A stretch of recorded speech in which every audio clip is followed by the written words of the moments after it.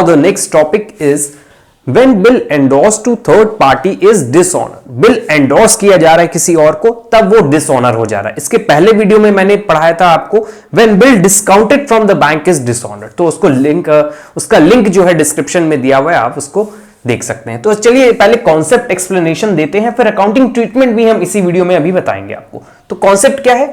In such a case, noting charges must have been paid by the endorsee. अच्छा, इसको समझने के पहले एंडोर्सर और एंडोर्सी कौन है वो समझना होगा। सपोज ये गुड्स सेल कर रहा है गुड्स, तो ये ड्रॉअर है, ये ड्रॉई है, और ये थर्ड पार्टी है जिसको बिल जो है एंडोर्स किया जाएगा। तो ड्रॉअर और एंडोर्सर एंड ड्रॉई एंडोर्सी, तो ये कौन है? ये बिल अपना एंडोर्स करता है किसी और को, तो ये एंडोर्सर कहलाएगा। एंडोर्सर एंड ये एंडोर्सी जिसको बिल दिया गया। तो आई थिंक आपको एंडोर्सर और एंडोर्सी समझ में आ गया होगा। एंडोर्समेंट ऑफ बिल का जो कॉन्सेप्ट था उसमें हमने समझा रखा है ये चीज। तो चलिए बात है कॉन्सेप्ट पे। कॉन्सेप्ट का एक्सप्लेनेशन हम पहले आपको एक एग्जांपल से समझाएंगे, फिर आप वो रीड करके भी समझा देंगे जो हमने आपको एक्सप्लेन किया। ये बिल जो है, इससे एक्सेप्टेंस देकर बिल इसको देता है, तो इसके हैंड में आ जाएगा बिल्स रिसीवेबल और इसको बिल्स पेबल, बिल पे करना है। इसने एक्सेप्टेंस दे दी ड्रॉअर को। अब एक्स क्या कर रहा है? इस बिल को एंडोर्स कर दे रहा है जेड को, तो बिल इसके पास से चला गया अब जेड को, जो थर्ड पार्टी है एंडोर्सी, एंडोर्सर एंडोर्सी। अब इसके पास बिल चला गया है, अब मतलब अल्टीमेटली जो पेमेंट है वो जेड को मिलना है। जब ड्यू डेट आई तो ये बिल लेकर इसके पास गया और इसने डिसऑनर कर दिया, पेमेंट नहीं किया। अब लेकिन इसको नोटिंग चार्जेस तो पे करना ही होगा, तो ये नोटिंग चार्जेस उस समय पे कर देगा। तो ये नोटिंग चार्जेस पे कर रहा है और ये किससे रिकवर करने आएगा? एक्स से। ये इससे रिकवर करेगा और ये अल्टीमेटली किससे रिकवर करेगा? वाई से। तो यही नोटिंग चार्जेस वाला जो एंट्री पास करनी है वही कॉन्सेप्ट है नया, और सब कुछ सेम होता है। एंडोर्समेंट भी वैसे ही होगा आपका और डिसऑनर भी वैसे ही होगा। तो चलिए इसी कॉन्सेप्ट को यहां हम एक्सप्लेन करेंगे इसी एग्जांपल के थ्रू। In such case noting charges must have been paid by the endorsee. तो देखिए एंडोर्सी नोटिंग चार्जेस पे कर रहा है डिसऑनर होने पे। The endorsee will recover the noting charges from endorser. ये किससे रिकवर करेगा अपना नोटिंग चार्जेस? एंडोर्सर से। तो देखिए एंडोर्सी उस समय पेमेंट कर देगा और ये किससे रिकवर करने जाएगा? इससे, क्योंकि बिल तो इसने इसको दिया है ना। अब ये किससे रिकवर करेगा? वाई से। तो देखिए आगे लिखा है and ultimately these have to be bond by accept. Ultimately जो है वाई से पैसा रिकवर किया जाएगा। तो ये सिंपल सा कॉन्सेप्ट है। अब हम इसमें एंट्रीज, जर्नल एंट्रीज क्या होंगी इसको देखें। अकाउंटिंग ट्रीटमेंट हमें यहां 3 की बुक में देना होगा। एक तो थर्ड पार्टी हो जाएगी जो एंडोर्सी होगा, ड्रॉअर और ड्रॉई की बुक में तो एंट्री पास होती ही है।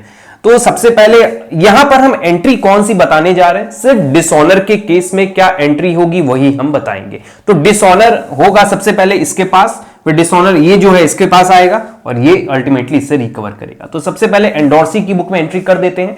बिल डिसऑनर हुआ है तो ये किससे रिकवर करने जाएगा? इससे। इसको हम एक्स मान लेते हैं, चलिए एक्स वाई एंड जेड इस तरह चलेंगे। तो ये एक्स से रिकवर करेगा तो एक्स से डेबिट, एक्स को ये डेबिट करेगा, एक्स अकाउंट डेबिट। और कितना अमाउंट रिकवर करना है?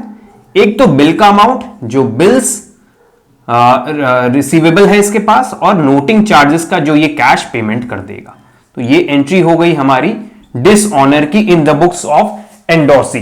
तो ये हमारी जो एंट्री थी एंडोर्सी की बुक में वो कंप्लीट हो जाती है जब बिल डिसऑनर होता है। अब आते हैं इस और अपनी बुक में क्या एंट्री पास करेगा। देखिए बिल इसके पास से उसके पास चला गया है, अब इसको पैसा चाहिए। अब ये किसके पास आया है? एक्स के पास पैसा लेने आया। अब ये किसके पास जाएगा पैसा लेने? वाई के पास। अब ये किसको डेबिट करेगा? फिर वाई को डेबिट करेगा, वाइज अकाउंट डेबिट। और जो वाई से इसको अमाउंट मिलेगा वो ये किसको देगा? जेड को देगा। तो यहां पे हम डायरेक्ट लिख लेते हैं टू जेड्स अकाउंट। तो ये डिसऑनर के केस में क्या एंट्री होगी वो हमारी कंप्लीट हो जाती है। अमाउंट कौन सा रहेगा यहां पे? एक तो जो बिल का अमाउंट है वो, प्लस नोटिंग चार्जेस जो इसने पे किए हैं इसके बिहाफ पे, वो भी वो इससे रिकवर करेगा। ये किससे रिकवर करेगा? अल्टीमेटली इससे रिकवर करेगा। तो चलिए एक बार कॉन्सेप्ट हम देख के बता देते हैं एंट्री हुई कि नहीं इसके अकॉर्डिंग।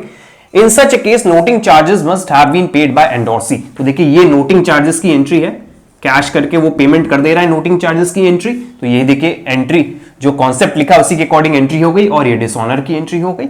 और आगे क्या लिखा है, the endorsee will recover the noting charges from endorser. ये जो नोटिंग चार्जेस का अमाउंट है ये किससे रिकवर किया जाएगा, एंडोर्सर मतलब ड्रॉर से रिकवर किया जाएगा। तो ड्रॉर कौन है, यहां पे एक्स है, एक्स में देखिए यहां अमाउंट जो आएगा बिल का अमाउंट प्लस नोटिंग चार्जेस, ये नोटिंग चार्जेस वाला अमाउंट कौन सा है, ये कैश वाला है, तो ये इससे रिकवर करेगा। और फाइनली अब किससे रिकवर किया जाएगा, वाई से। तो देखिए and ultimately these have to be bond by acceptor.